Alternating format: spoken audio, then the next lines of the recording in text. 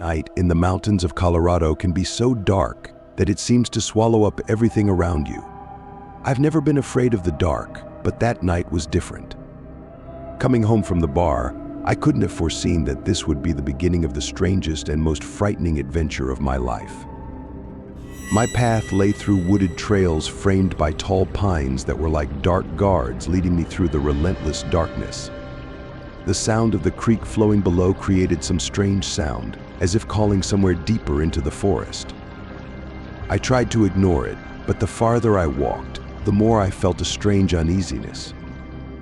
The climb was steep, and I stopped more and more often to catch my breath.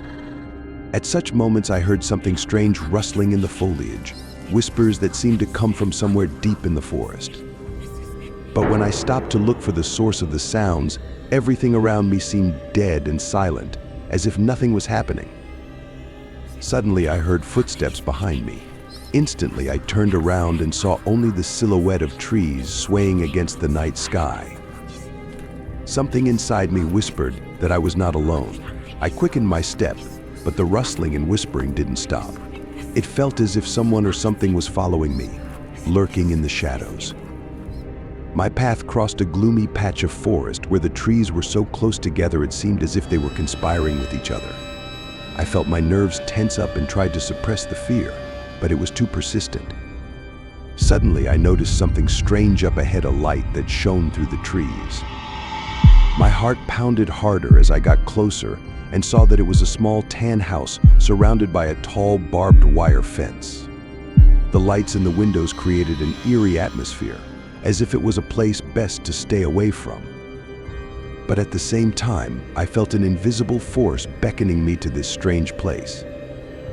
I wanted to leave, but something inside me was urging me to come closer. I overcame my fears and stepped over the threshold. It was dark inside. Only the light from the candle cast shadows on the walls, creating images that seemed alive.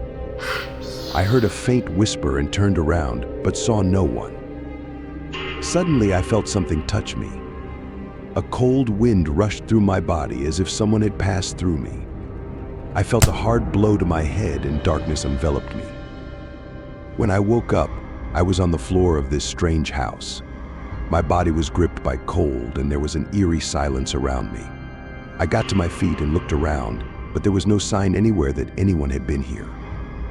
It felt like a dream, but I knew it was something more. My heart beat harder as I realized I was stuck in this place. I tried to get out, but the door was locked and the windows were boarded up. I was a prisoner amongst this mystical atmosphere that seemed to consume me. The hours dragged on slowly, as if time had lost its meaning here. I heard footsteps outside the door and winced with fear. The door slowly opened and a silhouette stepped inside. It was a figure in a black cloak whose face was hidden in the darkness. My voice caught in my throat as I tried to speak. "You shouldn't have come here," came a strange whisper from the darkness. I realized my life was in danger, but what could I do? I was a prisoner of this place, a plaything in the hands of unknown forces. And so passed that long night in the dark depths of the Colorado mountains. When morning came, I was free, but the shadow of this place stayed with me forever. I know now that there are some things that are better left in the shadows, lest I be lost in their captivity. In the depths of the night, when the streets of the city fall silent, my apartment becomes a place where a dark and unknown world reigns supreme. Doors open and close by themselves, making ghostly creaks, as if my dwelling were inhabited by spirits that wander mysteriously through its corridors. But that's not all. My late wife's belongings, for which I mourn with each passing day, begin to suddenly appear and disappear. The first time I noticed her favorite ring hanging on a hook that I knew for sure was empty, my heart pounded faster with fear and uncertainty. I tried to explain it to myself logically, but the more I tried to find a rational explanation, the more my inner sense of unease grew. The fear encompassed me more and more, as did the fatigue that wouldn't leave me even after nights of sleeplessness. But I continued to live in that apartment, as if confined in a circle of my own fears and secrets. One day, as I lay in bed, struggling with the anxiety that had awakened me, Suddenly, all the doors in the apartment slammed with such force that even the walls shook. I jumped out of bed, my heart pounding like crazy and the adrenaline making my body tense to the max. Darkness engulfed me, and I felt something else begin to unfold in the room that was beyond my comprehension. An invisible force clenched its invisible fingers around me, and an ominous whisper began to sound in my ears, as if speaking words from the world of the dead. Terrified, I rushed to the door, trying to get out of this nightmare, but the doors were locked, as if someone or something was deliberately keeping me here, in this hell created by my own fears. Suddenly, a shadow appeared in the center of the room, ominous and uncertain. It was the thing I feared most, the thing that haunted me in my dreams and made my heart shake with terror. And then I realized that all these strange events, all these ghosts of my past, all this was just a harbinger of something darker and more sinister. My apartment had become the prisoner of sinister forces that lurked in its dark corners, and I was their prisoner. I now realized that there was no escape from this nightmare, no escape from what was entering our world from the dark depths, and I had to accept my fate. In a ramshackle house with a dilapidated facade, tucked away in a secluded part of town, a tenant named Emma was desperate to find peace. Her landlady, a mysterious old woman with a shrewd eye, warned her don't take the curtains down. Never. But Emma's curiosity got the better of her. The first night she opened the curtains, exposing a window that faced a dark and deserted street. Soon afterward, strange occurrences began to happen. Nightly barking dogs echoed through the neighborhood, making Emma shudder with fear. A palm print appeared on the window, huge and unnatural, as if left by an invisible force. The stares of the neighbors as they passed her window were strange, as if they knew something she didn't.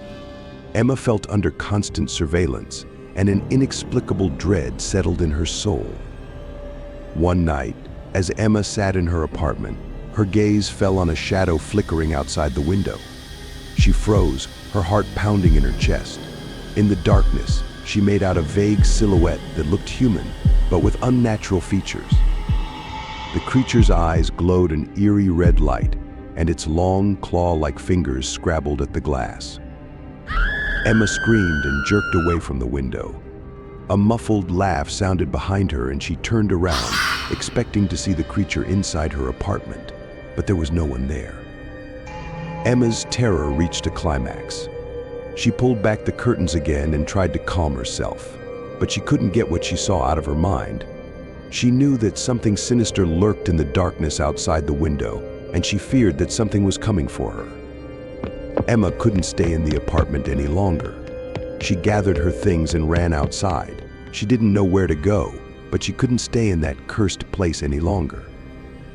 Emma wandered the streets all night, trying to get away from her fears.